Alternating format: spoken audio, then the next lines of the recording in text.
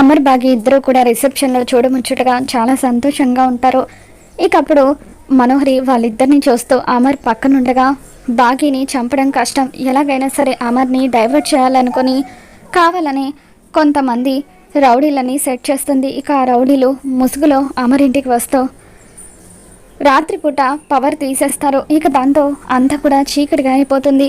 ఆ ముసుగు దొంగలు గేట్ దగ్గరున్న సెక్యూరిటీని కొట్టేసి లోపలికి ఎంటర్ అవుతూ ఉంటే ఇక అంతా చీకటిగా ఉండడంతో బాగి క్యాండిల్ కోసం వెతుకుతూ ఉంటుంది.